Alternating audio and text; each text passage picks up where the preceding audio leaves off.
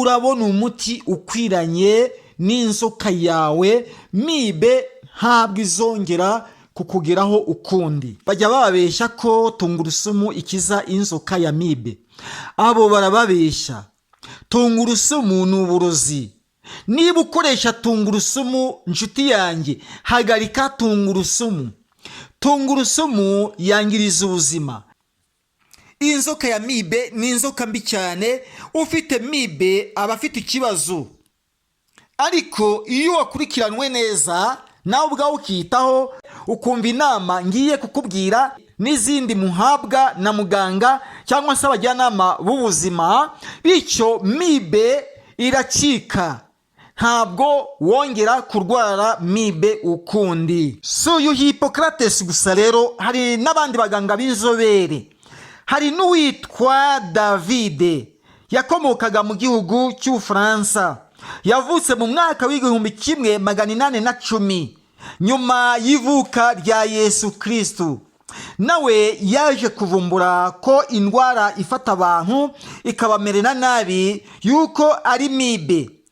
Mu mwaka w'1841 nibwo yaje kuvumbura umuti ubasha gukiza mibe, kandi anabasha kwemeza yuko inzoka yitwa mibe Hippocrates yabashije kugaragaza yuko ari byo koko. Nawe ntabwo yicaye atayikoreye ubushakashatsi, kuko iyo nzoka ya mibe yakundaga kuzahaza abantu cyane, ndetse bamwe bakahaburira ubuzima.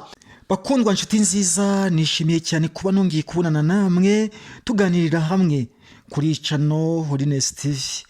Imana ibuzuze umunezero, imitima yanyu ikomezwe n'umucunguzi. Amazina yanjye ndi Pastor Jonas Uzabakiriho.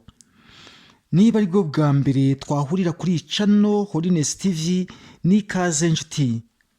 Mbonereho kugusaba gukora subscribe kugira ngo duteze imbere iyi channel yacu. Wowe ukoze subscribe, Imana iguhereza umugisha kandi Imana ikuzurize amahirwe. Nawe wakoze subscribe, Imana iguhereza umugisha kandi Imana ikuzuza umunezero. Niyemeje gutumikira bamwe muri mwe bambajije ikibazo kigira giti: mfite inzoka ya mibe, mbese watugezaho umuti uyivura? Nshuti muvandimwe, igisubizo ni iki: nabazaniye umuti uvura mibe. Ntuzongere kugira inzoka ya mibe ukundi, nukurikiza inshingano kandi nubasha kumva iyi video neza ukaza kuyirangiza, urabona umuti ukwiranye n'inzoka yawe, mibe ntabwo izongera kukugeraho ukundi. Hehe no kongera kurwara mibe. Bajya babeshya ko tungurusumu ikiza inzoka ya mibe. Abo barababeshya. Tungurusumu ni uburozi. Niba ukoresha tungurusumu, nshuti yanjye, hagarika tungurusumu. Tungurusumu yangiriza ubuzima.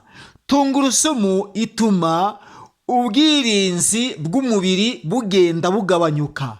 Tungurusumu abaserikali bashinzwe kurinda ubuzima bw'umuntu bagenda bagabanyuka bitewe na ya tungurusumu. Tungurusumu iyo wayihekenye iranuka. Uragenda, abugendanye nabo bagenda banukirwa tungurusumu. Usuhukije yumva tungurusumu. Tungurusumu iranuka. Kisuhoye umwuka, uwo mwuka aba ari uwa tungurusumu. Iyo uhekenye mu gihe cy'icyumweru cyangwa se mu gihe cy'iminsi 3, yazakumaraho igihe kirekire ikunukaho kandi yarangirije ubuzima bwawe. Yego ntiwayihekenye umunsi umwe ngo ihite yangiriza ubuzima bwawe, biterwa n'akamenyero. Ntabwo rero tungurusumu ikiza mibe. Nakuzaniye umuti uvura mibe. Nakuzaniye umuti uhagarika mibe mu buzima bwawe, nukurikiza gahunda. Ariko mboneraho kugushishikariza gutanga mituweli.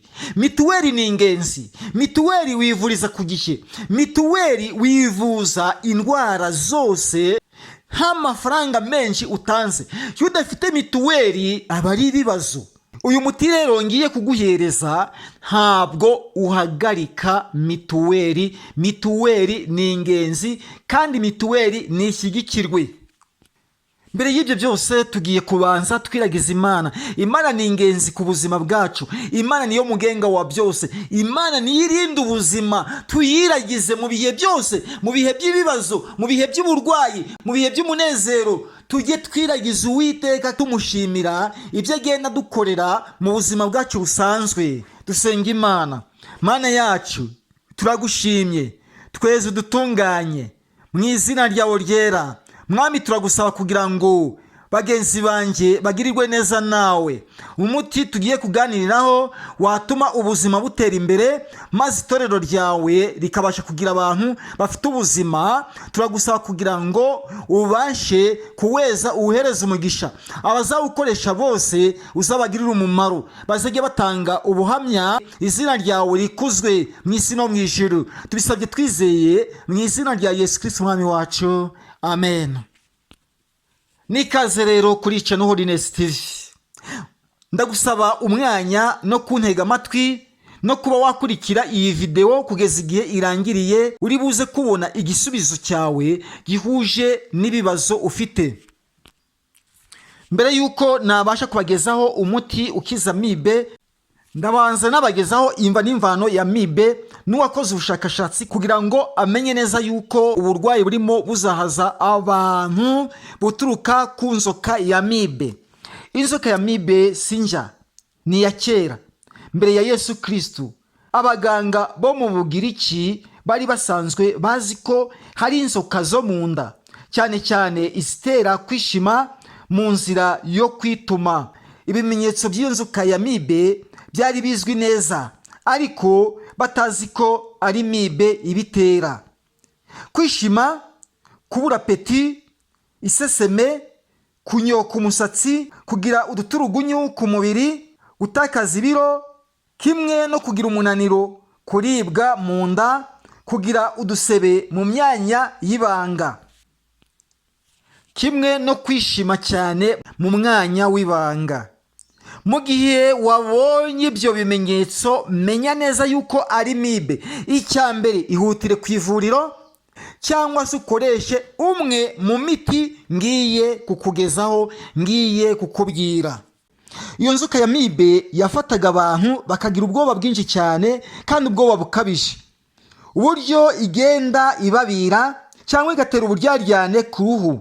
Uwitwa Hippocrates mu mwaka wa 460 kugeza mu mwaka wa 370 mbere y'ivuka rya Yesu Kristo, niwe wa mbere w'inzobere mu gukora ubushakashatsi ku nzoka ya amibe.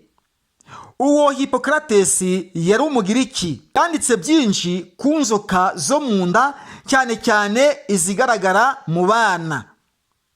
Niwe watanze ubusobanuro bwa mbere kuri amibe, kandi akaba nariwe wavumbuye ko inzoka izahaza abantu ikabateza ibibazo bikomeye cyane, yuko yitwa amibe.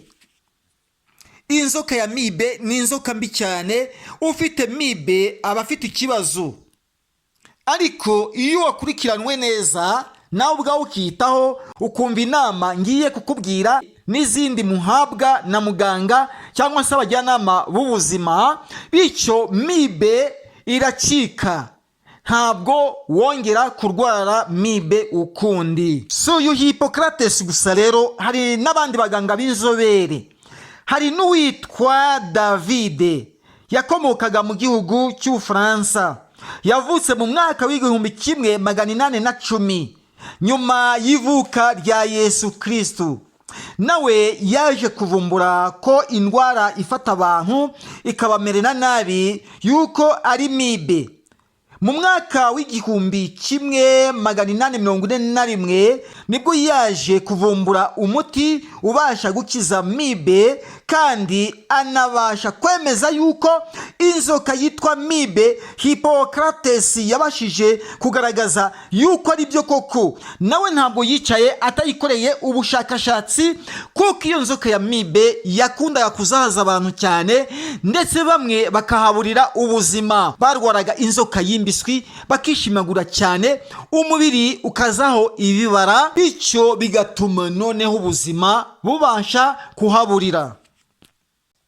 uyu muganga w'inzobere yerekanye ko mibe ituruka ku dukoko. Iyo witumye muri wesi irimo umwanda idasukuye, menya neza yuko aho wakomora inzoka ya mibe, kuko hibasiramo udukoko dukurikiye uriya mwanda, cyangwa se uriya muntu akaba yitumye umwanda urimo mibe, bityo bigatuma wowe uhageze nta mibe ufite uyihandurira. Hari n'abandi bava mu rwiherero bakihutira gufata amafunguro batabanjije kuba basukura intoki, bityo rero bandura inzoka ya mibe, bigatuma inzoka ya mibe yororoka. N'ikindi ku babyeyi bonsa, umubyeyi wese wonsa umwana yarakwiriye kugira isuku. Iyo uvuye kuri wesi ugahita wonsa umwana wawe utabashije kuba wasukura intoki, umwanduza inzoka za mibe cyangwa se za sikarisi, za zindi ziba zakomotse ku mwanda wawe cyangwa se w'abandi. Mu gihe wese irimo ifite umwanda idasukurwa, aho menya neza yuko umwana wawe wahamwanduriza inzoka ya mibe cyangwa se n'ubundi bwoko bw'inzoka. Nyuma y'uwo muganga David haje kuboneka abahanga babiri b'Abadage, hari uwitwa Frederick na Robert. Nabo bakomeje kwiga kuri mibe kugira ngo bamenye ubwoko bwa mibe n'uburyo bugomba kuvurwa. Impamvu hagiye havuka abaganga b'inzobere ahanini bakagenda babasha kurwanya inzoka ya mibe, nuko inzoka ya mibe yakundaga kuzahaza abantu benshi cyane ndetse bakahasiga ubuzima. Bityo rero burya umwanda ni mubi cyane. Iyo wagize isuku ugakurikiza gahunda za muganga neza, hehe no kongera kurwara mibe. Bine datero nshuti bakundwa, mumaze kumenya mibe icyari cyo nikiyitera, n'abaganga b'inzobere babashe gukora ubushakashatsi duhereye kuri Hippocrates, aragaza yuko mibe ari inzoka mbi, kandi ni nawe wanabashije kuyita mibe bitewe n'ubukana yabaga ifite, kugeza kwa uriya muganga w'inzobere w'Umufaransa David. Bityo rero mibe ni inzoka mbi, wumva umuti uyivura. Murabona aha kuri screen, murabona turiya tunyinya bita intagarasorya.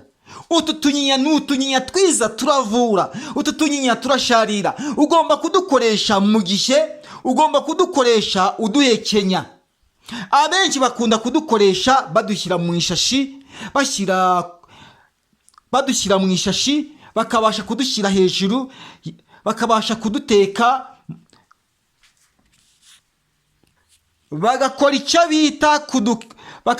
bagakora icyo bita kutugereka ku nkono cyangwa se ku isafuriya mu gihe cyuba watetse. Utu tunyinya rero ibyiza nuko wadukoresha uduhekenya. Bwa busharire nibwo bwonyine gusa bubuza mibe amahoro, ndetse na turiya tubuto duturuka muri utwo tunyinya tw'intagarasorya tugatuma amagi ya mibe asohoka. Utu tunyinya ni utunyinya twiza, abenshi bakunda kudukoresha mu kurwanya umuvuduko, kandi utu tunyinya iyo wadukoresheje neza tugukiza indwara nyinshi utazi, ariko cyane cyane izikomoka ku nzoka. Bityo rero iyo wabashije kubona bimwe mu bimenyetso twumvise, ugafata utu tunyinya mu gitondo, ugafata utunyinya 10 ukaduhekenya, saa sita ugafata nimugoroba ugafata utunyinya 10 ukaduhekenya, mu gihe cy'iminsi 30 ntiwongera kurwara mibe. Koresha utu tunyinya uragira ubuzima bwiza. Iyo utabonye utu tunyinya, koresha igikakarubamba. Igikakarubamba ni umuti uvura indwara nyinshi. Igikakarubamba abenshi ntabwo bazi kugikoresha. Iyo bagifashe bakagihonda, bagakamura wa mushongi ukomoka mu gikakarubamba, uva muri ibyo bibabi ubasha kurenduka, nta n'agafuniko ka fanta wabona k'umushongi wavuye mu bibabi by'igikakarubamba, utabashije gufata bya bibabi ngo uze kubishyira ku ziko. Ubishyira ku muriro bikababirwa n'umuriro, warangiza ukaza kubikamura hakavamo umushongi. Wa mushongi ukawushyira mu icupa. Uwo mushongi niwo ukoresha mu gihe cy'iminsi 7. Mu gitondo fata ibiyiko 3, saa sita fata ibiyiko 3, nimugoroba fata ibiyiko 3. Nubwo wafata ibiyiko 3 mu gitondo na nimugoroba birahagije. Irinde gufata uyu muti uvuye mu gikakarubamba uri kunywa n'imiti ya muganga. Banza ukoresha imiti ya muganga mu gihe yayiguhereje, nyuma y'isaha cyangwa amasaha 3 ubone kuza gukoresha umuti w'igikakarubamba. Nubwo haba hashize iminota 30, burya iminota 30 umubiri uba wakoresheje icyo wawuhereje. Mu gihe cyo gukoresha uyu muti w'igikakarubamba, menya gahunda, uburyo ugomba gukoresha uyu muti. Ntufate mwinshi gusumbya uko nakubwiye. Koresha igikakarubamba. Muri gahunda, mu gihe cyo wabashe guhitamo uyu muti w'intagarasorya, uyu muti nta kibazo ku yindi miti wahawe na muganga. Burya iyo wakoresheje utu tunyinya nta ngaruka dutera, nta ngaruka zindi zigomba kuba zakugeraho mu gihe uba wafashe umuti wa muganga. Utu tunyinya ni twiza cyane. Utu tunyinya iyo wadukoresheje neza tukugirira umumaro. Hehe no kongera kurwara inzoka ya mibe nukoresha uyu muti maze kukubwira. Imana ibahereze umugisha. Naho ikindi gihe, niba ufite igitekerezo jya muri komenti, kandi niba hari ubundi burwayi ufite cyangwa se uzi, andika muri komenti ubwo aribwo, cyangwa se umpamagare kuri telefone, kuri iyi nimero ya telefone 078 54 6 588, mbashe kuguhereza ubusobanuro cyangwa se mbashe gutegura indi video ijyana n'ubwo burwayi wavuze n'umuti uyivura. Imana ibahereze umugisha. Ndabashishikariza gutanga mituweli, kandi mujye muyitangira ku gihe. Iyo watanze mituweli nta burwayi bugufatira mu rugo, wihutira ku ivuriro kandi muganga akakuvura. Bityo ujye utanga mituweli kugira ngo ubuzima bwawe butere imbere. Ari kumwe na Pasiteri Jonas uzaba akiriho. Imana ibahereze imigisha.